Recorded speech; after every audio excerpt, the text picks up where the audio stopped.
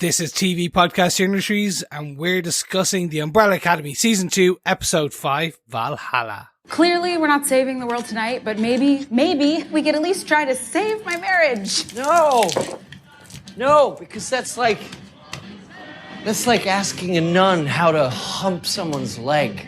I mean, who in this room knows shit about relationships? This one, in secret love with some farm frau. Her name's Sissy. Which is an improvement on her previous love interest, the serial killer. What? Meanwhile, I'm carrying a torch for a soldier I haven't technically met yet, and Luther is in love with his sister. Okay, again, we are not biological. Face it, the healthiest long-term relationship in this family was when Five was banging that mannequin.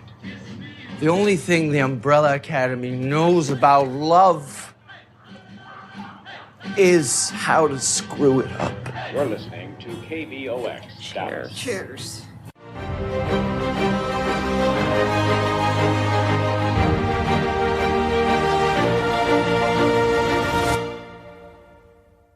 And we're back, fellow Academy alumni. This is TV Podcast Industries, and you're listening to us discuss The Umbrella Academy Season 2, Episode 5, Valhalla. I'm one of your hosts, Chris. I'm one of your hosts, Derek.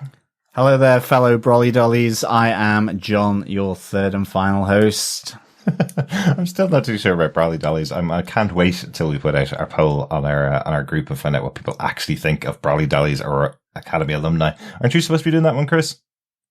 Apparently, yeah, okay. Thanks for reminding me. Oops. It's all right. Luckily, we are recording this ahead of the release on Friday the 31st, where all of Umbrella Academy Season 2 is dropping over on Netflix. Mm-hmm. But thank you to Netflix, we got this early, so we're recording it a bit ahead of time, so we can really get in there and discuss each and every aspect of the episodes. Absolutely. And if you want to hear the episodes a bit earlier than we get them on our main feed, you can go over to patreon.com/TV Podcast Industries. Support us for any amount over there and you get access to the episodes before they're released on our main feed on tvpodcastindustries.com. Yeah, where you can head on over there and subscribe to the podcast on any academical or non-academical podcast catcher. Excellent. I like that. Yes, but gentlemen, I think it's about time we dive into the episode because we have a lot to talk and a lot to dance to.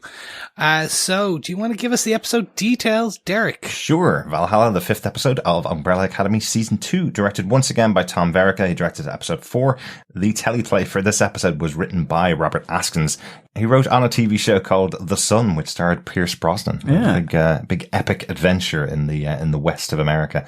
Very different TV show, but hasn't got that many credits other than that. So welcome aboard the Umbrella Academy. Yeah, I've never heard of the Sun. I've heard of Pierce Brosnan, but not The Sun. So it's a big yellow thing in the sky. It's sometimes hot. We don't see it in Ireland or the UK much. Not recently, but it anyway. It scares us. Yeah. It's like, yeah. Oh my god, it's the sun god has revealed himself. He must be angry with us. Quetzalcoatl, no. It's a very... But anywho. Yeah, very different to that. Is this the sun as in the child, not the thing in the sky. Absolutely. Ah, right. Yeah. So, that thing in okay, the sky we can never actually see. look at this thing. Exactly. And, okay, fine. Okay, so, John, do you want to tell us what they gave us? Sure. Summoned to an emergency meeting of the Academy, the siblings hatch very different plans for how to spend their last 6 days on Earth. Meanwhile, as the Handler and Lila cause mischief around Dallas, number 5 catches up with the Handler. And And has an awesome fight with Lila, which I'm sure we're going to talk about in this episode. Oh, yes, we will. But... gentlemen, I'm going to jump straight in on this because this is the episode. The Mandalorian gave us the child. The Umbrella Academy has given us baby Pogo. This is my big point for this episode. Absolutely. The cutest little baby Pogo I could possibly want. Literally, I know there are so much better points and so many bigger things in this episode, but honestly, this was one where I went... You're giving us an origin last episode. Don't do it. Oh my god, you're giving me baby Pogo. Alright, I'm in. I'm done. This is your Funko Pops. This is your Umbrella Academy plush toys. This is... I want a baby simian monkey. Yeah. Or chimpanzee. It's not even an ape. See, this is this always part of the problem, isn't it? That, you know, when you have something like the child from The Mandalorian, well, you can't have your kids asking for that for Christmas. Whereas if you have a baby chimpanzee from the Congo, kind of seeing all these kids expecting that daddy and mommy are going to get a baby chimp shipped to them for Christmas, that's probably not a good thing. But he is cute as hell, and he's still very, very intelligent. I'm not too sure from the way this really short piece plays out. I'm not too sure whether there has been some work done with him beforehand to make him this supreme intelligent Pogo, or whether he has come to them and they've trained him to be intelligent, just regular, like, testing and training. So the way I take this, and I'm going to run you through my thought process on this. So essentially, he comes from the Congo.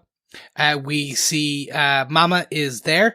She seems to be the main biologist, as part of NASA, one of the Apollo missions. They're at Cape Canaveral. Yes, she trains Pogo.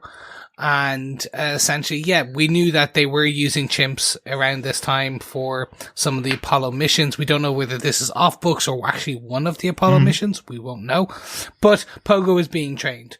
Pogo trains very well. He does amazing things. We have Hargreaves there. He seems to be in the back with some of the other Majestic 12, which I did notice. The man in black is there as well. We then see there is a disaster with the capsule. It goes down. Pogo is hurt. Oh no, this is the end of Pogo. No, it's not. Because Hargreaves comes in with a syringe that is quite similar to the one that they put in number 1 in season 1. It's almost the exact same consistency and kind of color and everything like that.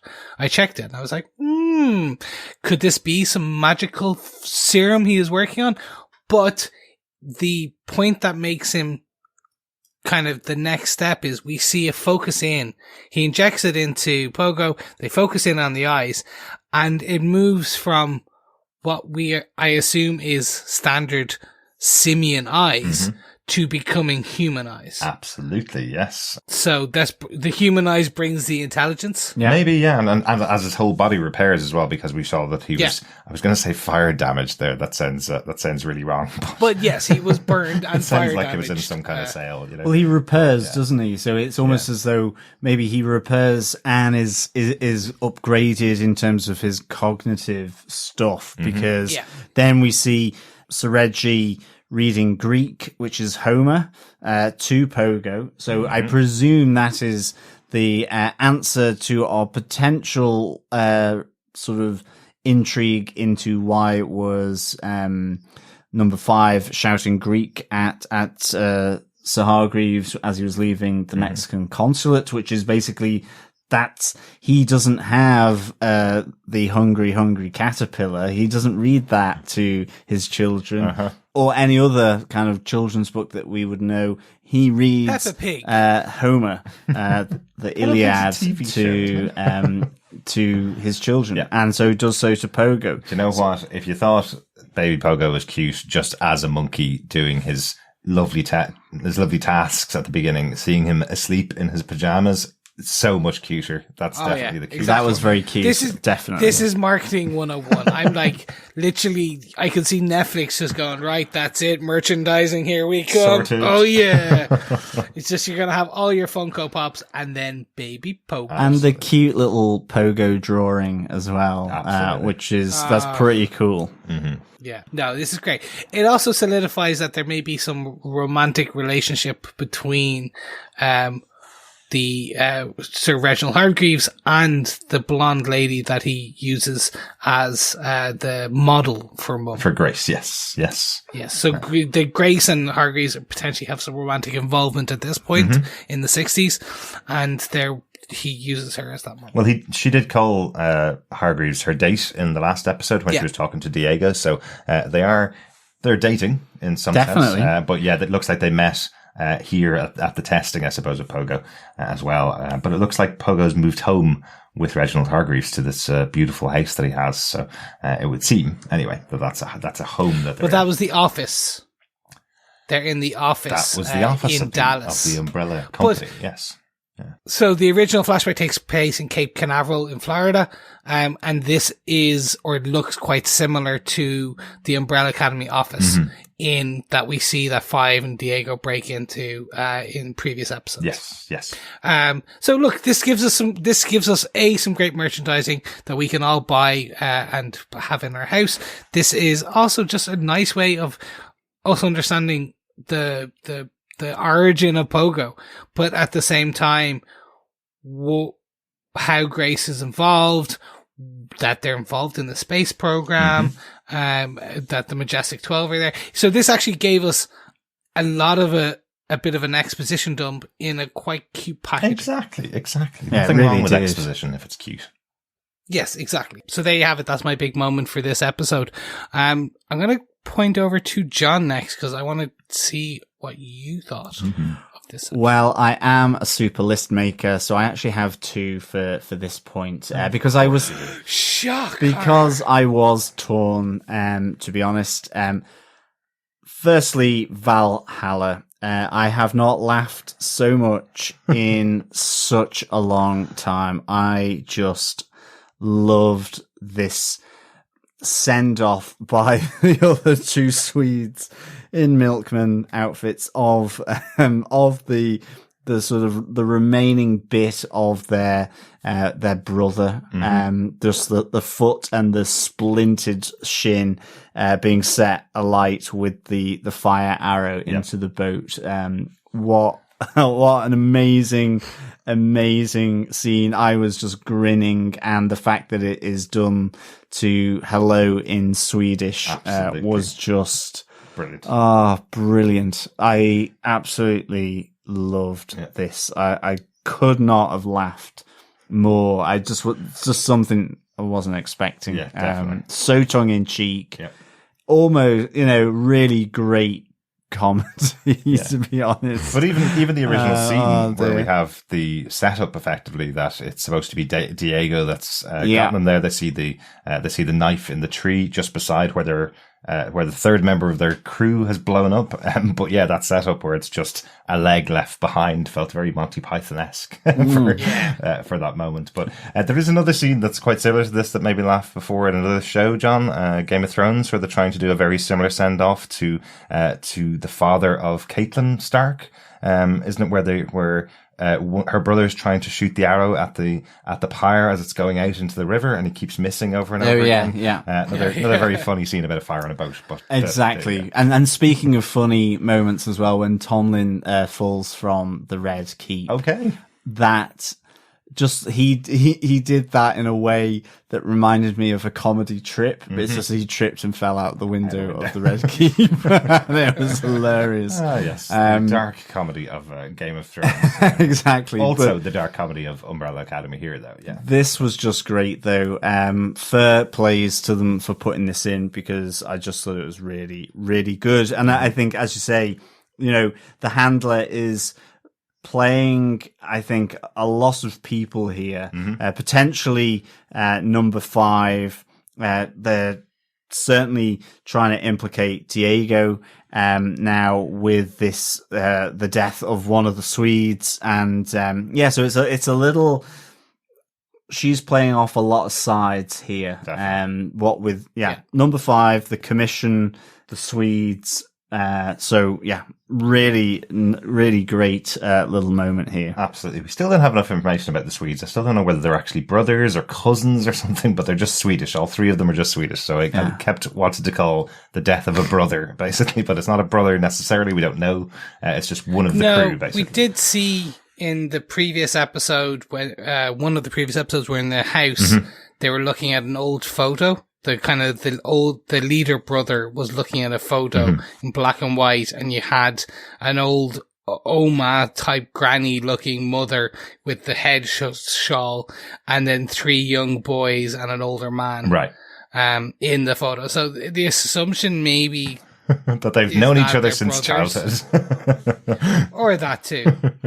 Really good scene, but you said you had a second one for your number 1 point of the episode, John? Yeah, exactly. The other great one, it's how I feel that myself and my sisters kind of would behave. It is all day drinking. I do like the fact that, Klaus has crashed at Allison's from his kind of tragic run-in with effectively Dave's uncle, and his cult. And his cult. And I love the fact that Allison actually takes it up, the drinking of Klaus, and says, well, if we're going to start day drinking, we'd better do it right. I've got some better booze in the cupboard. I love Ben's reaction to it as well. It's like, oh, finally, she's going to talk him down. Exactly. She's going to talk him down, not let him get drunk, and then it's, oh, we're going to get better booze than that. And I love that Allison kind of sort of comes in on this because, again, with Ray, there's issues there with Ray. She saw Luther as well,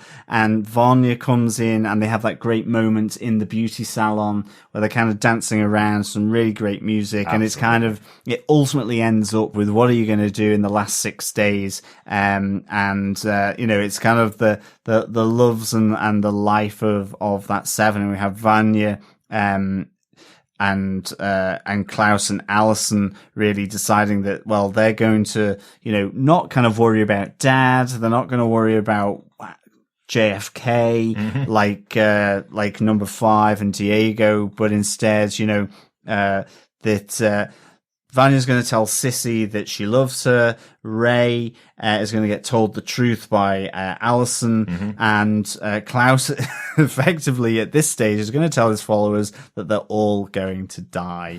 And I really just thought this was really good.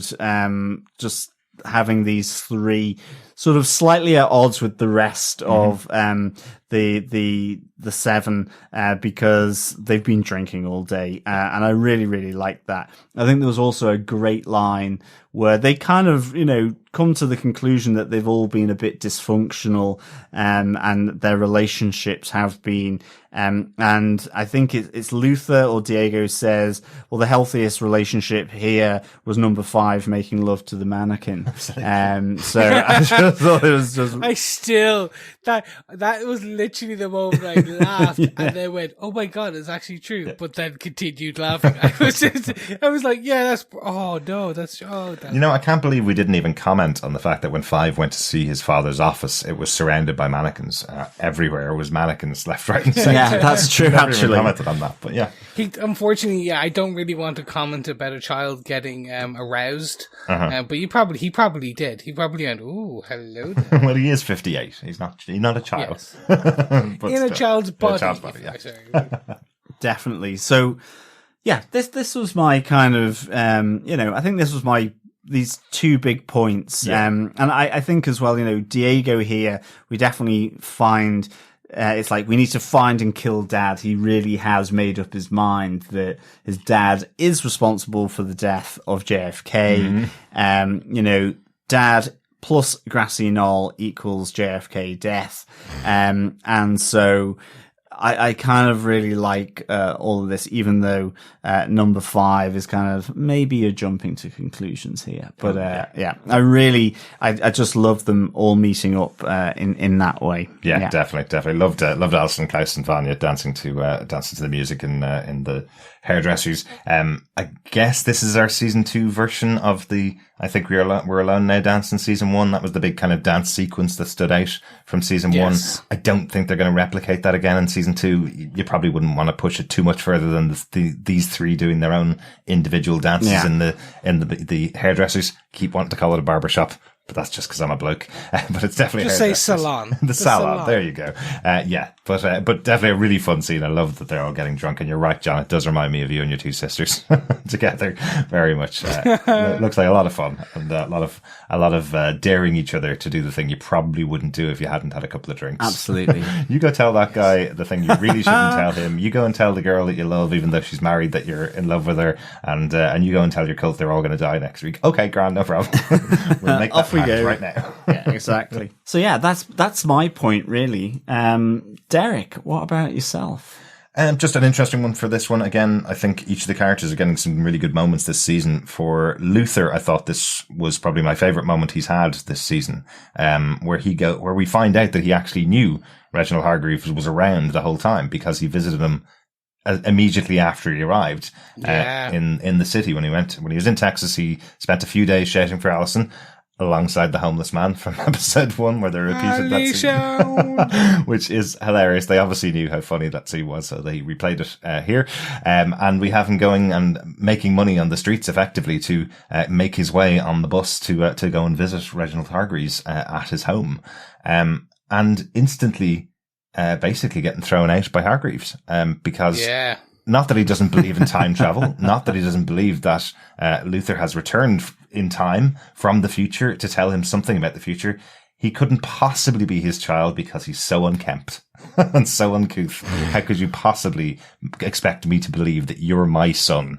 I absolutely loved the rejection from Reginald Hargreaves on that basis. I just think it's so interesting that he comes with this massive story to the person that has been in control of their lives and has been so focused on getting these kids to where he wanted them to be. And then we have Luther coming back and telling him the honest truth and him being thrown out instantly. Like, you know, we saw how rejected Luther felt in season 1, where he found out about the fact that his mission on the moon was nothing other than to get him off the planet. Here we find that he's also being rejected by his father in a much more detrimental way to him, saying that the way that he effectively was created by his father is not anything that he would want to wish was his son. Like, that's awful for poor Luther. Yeah. Like, what does he say? It's the stench of failure or something coming off you. Like, it is really, really harsh. But it's interesting. I think it's kind of good seeing that one of them went back to the academy in. I keep thinking it's New York. It might not be, but at least not Dallas, I suppose. Yeah. And I thought, you kind of wondered what was going to happen here, what was going to be the reaction. No wonder he's been on that downward path ever since. So the nice thing here is in the family meeting, Luther kind of makes a little joke at Diego, saying that he had been shanked by his father, and Diego kind of retorts to him with, "Well, you had your heart shanked by Dad." There's just some really great banter between them. It does genuinely feel like a family with all this retorting, which you couldn't get away with anyone else. But it's just really nicely done. Yeah. That's it for the 3 big points, I think, from the episode, or 4 if you count John's extra point.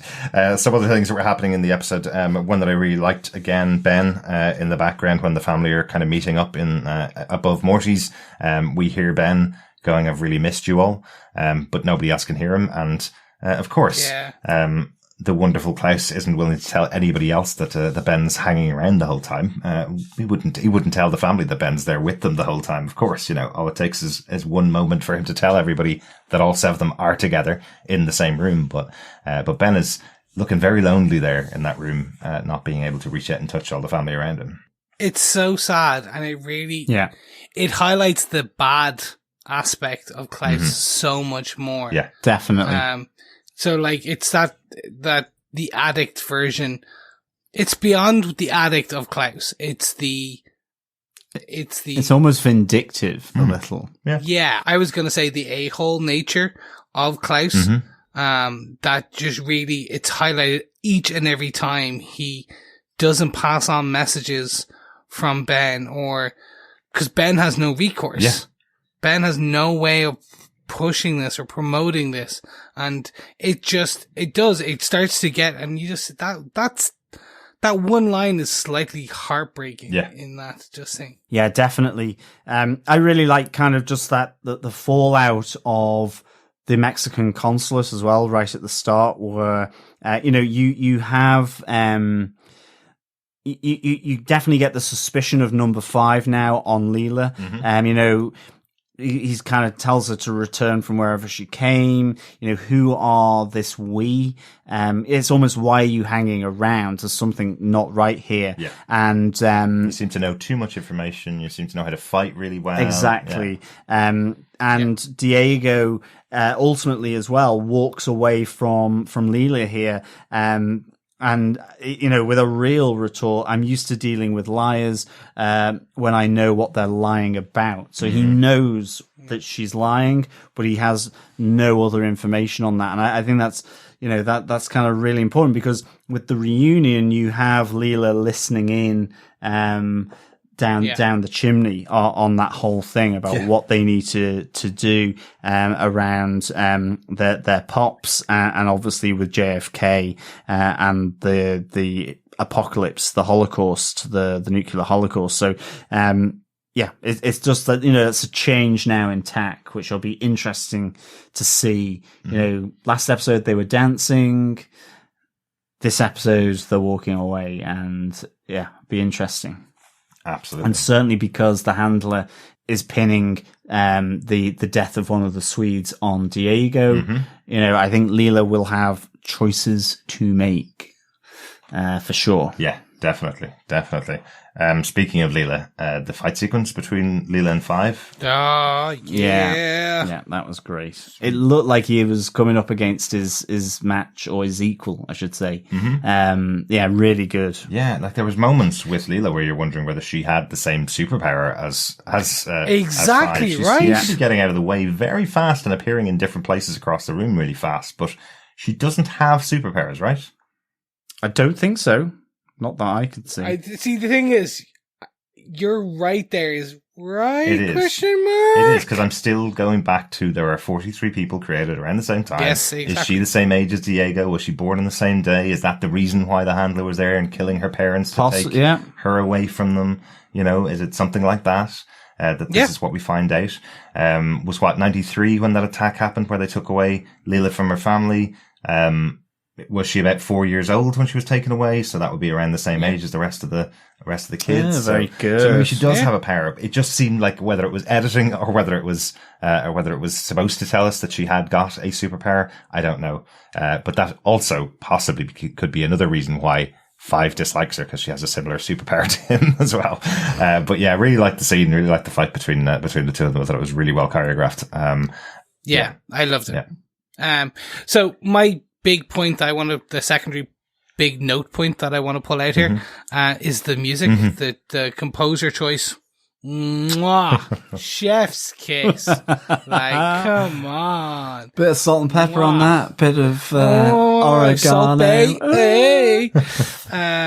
This is, oh my god, I'm on a FODMAP diet at the moment, and oh my god, I miss salt and garlic. Anywho, sorry, continuing on. The choice in music by the director and the composer, and in this is just, it's on point. The Hello in Swedish cover was just fantastic. Definitely. Hilarious, well chosen. It was just, I absolutely adored it. Then the Twisting the Night Away by Sam Cooke, which is easy.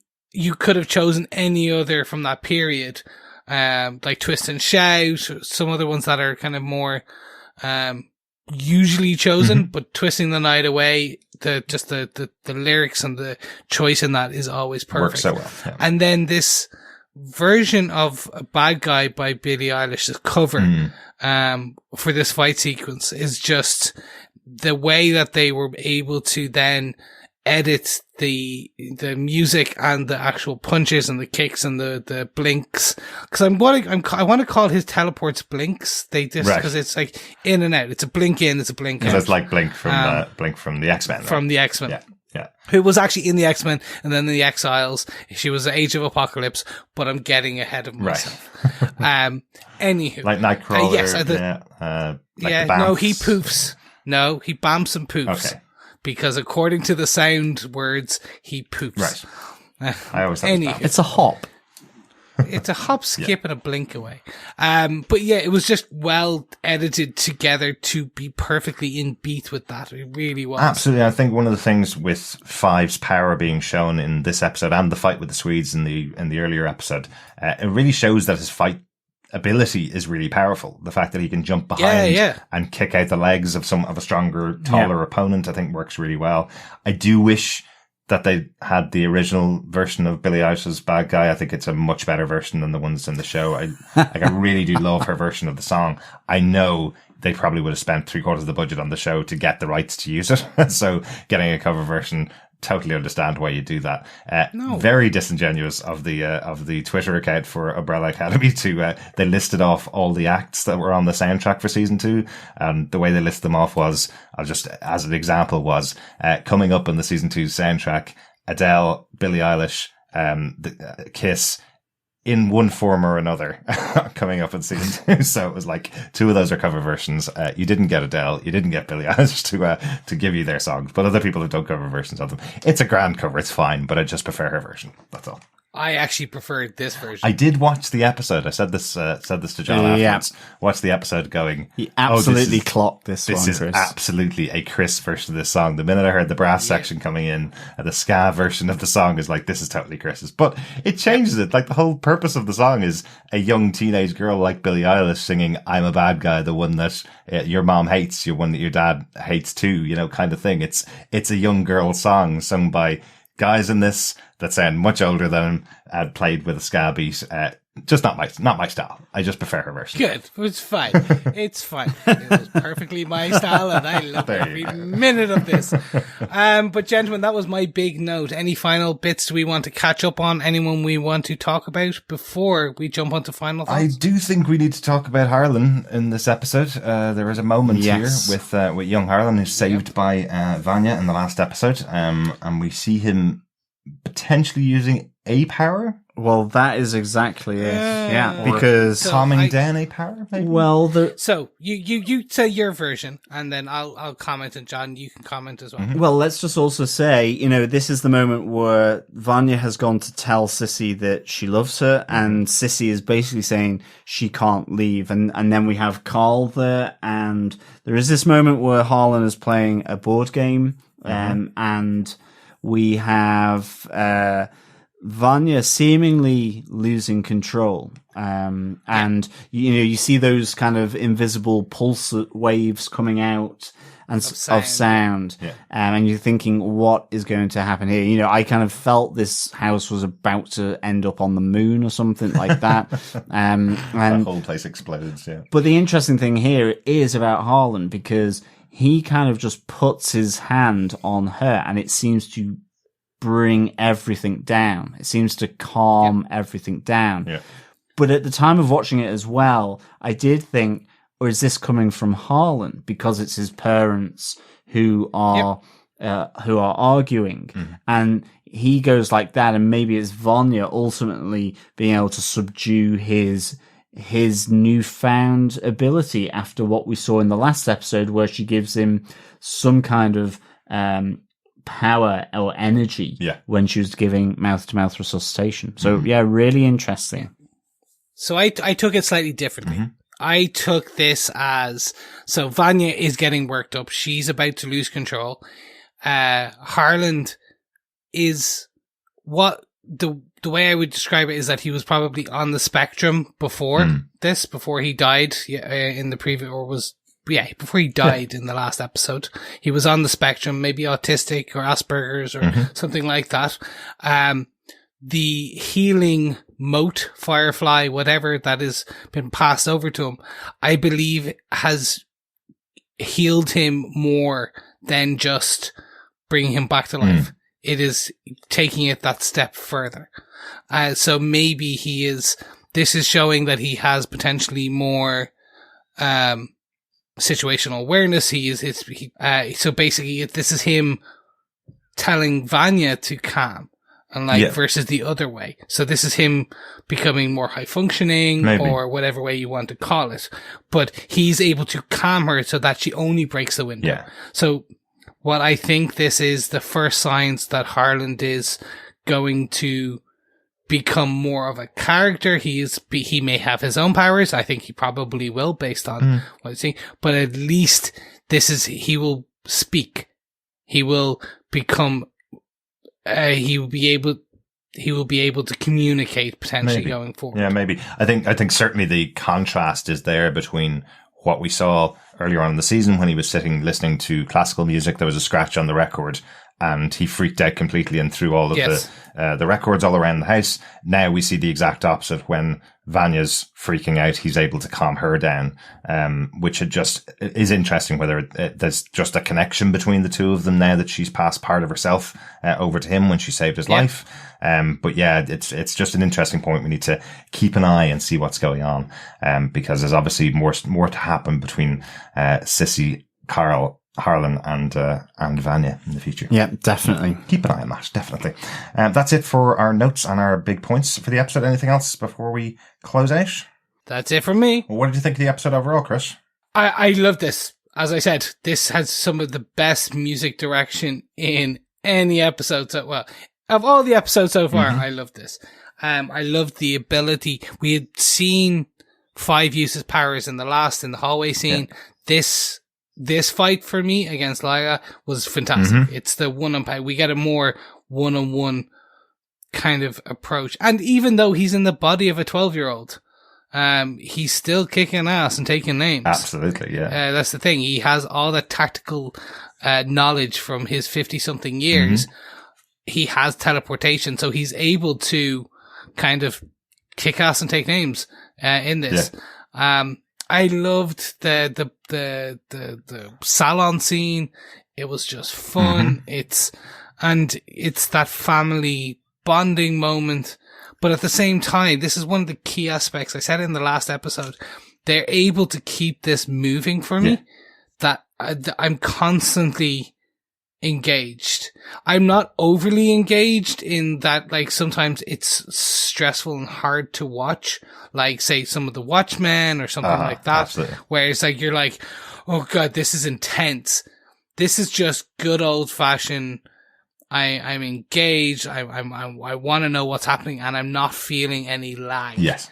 At the mid-season point, chef's kiss. Come on, man. There we go. Salt Bay all over this season. It's the new thing. Oh, no, it's been on Twitter for months, John. You're not on Twitter enough, clearly. Let me just say, finally, it has a certain je ne sais quoi. There you go. I pulled out all the terrible ones. But with that, bombshell in very bad French. Oh, we're using all the things we're not allowed to use on this show. That bombshell, that was banned in our first 100 episodes. I know, I've not been able to say it in the last 4 years. Yeah. No, but moving on then. John, what did you think about this episode? I'm totally with you again here, Chris. Loved it. Absolutely loved it. Even without Valhalla, this would have been really high up there. Yeah. But having that in was, as I say, it's the cherry on top of the cake. Hey, there you go. With the salt and pepper and garlic. Sprinkles. Yes, exactly. Oh no, the hundreds and thousands sprinkles. Hang on a second. You can actually cook. At least Chris was keeping it in the dessert frame. You're on salt and pepper. I'm cherry on top I'm of the cake. throwing all the condiments onto that cake. To be honest, really, really loved it. I would give this 5 shanked hearts and cremated lower legs out of 5. I thought it was just really, really good. The fight scene with number 5, the family reunion with the meeting, but also, these kind of offshoots with Allison, Klaus and Vanya, with Luther, that he went back to the academy, the fallout from, the Mexican consulate, all of this was just really, really good. Just thought it was fantastic. So yeah, 5 shanked hearts and a cremated lower leg out of 5. Nice. Derek, what did you think? Nothing to add other than this was a great episode. This is definitely just the reunion of all the family together in one room, and the offshoots of the 2 individual groups, with Diego and Luther and 5 on one side, and the other guys, Klaus and Allison and Vanya over on another side, dealing with things very differently. And just this basic idea that we have at the end, where now we have Sir Reggie Hargreaves, as you call him, John, inviting them all to dinner. So he knows what's going on. We now have a setup for the next episode, basically, that they will all be meeting Reginald Hargreaves, a man who doesn't know who the hell they are. For a light lunch. For a light supper in the next episode. Yes, that is the name of To the my next episode. pursuers, in fact. Yeah, really good. I like that. Also love the intro to that from the handler as she arrives in, and Five has his foot on the throat of Lila, and she goes, "Did you miss me, you little shit?" Which is just a great little intro to her back in the 60s, because nobody else knew she was there until that moment. So, nice little moment there. But yeah, great episode. Ready to get on to episode 6. But one last thing to do before we do. We have a pub quiz to get to. Whoop whoop. Absolutely. Welcome to the carousel once again, fellow brolly dollies. Or is it a salon this time, John? Are we in the Or hairdressers? a beauty salon with your own booze, twisting the night away. Yes, it is the pop pub quiz for Umbrella Academy Season 2. It is episode 5, and the question for episode 5 is, what board game was Harlan playing on the dining table at the farmhouse? You almost said it earlier on, didn't you? I nearly did, but I caught myself right at the last moment. Yes, just to repeat that, what board game was Harlan playing on the dining table at the farmhouse? Remember, send in your answer to feedback at tvpodcastindustries.com. And you will be in with a chance to win the Umbrella Academy goodies that we have for the person with the most number of points when we tot up all the answers and with the points. Exactly. So far as well, everyone, each question is worth 1 point. That's right. Yes, only one per episode. So it's the game that Harlan's playing at the dinner table. Okay, cool. That's this question. If you want to get all of the questions that we've asked so far, pop over to our website at tvpodcastindustries.com/UA-pub-quiz. That'll be the page where I have all the questions up for this season of our pub quiz. And if you want to email us your thoughts about any of the episodes that you've watched or your thoughts about the series so far, email us to feedback at tvpodcastindustries.com with your thoughts. We'll discuss them on a later episode.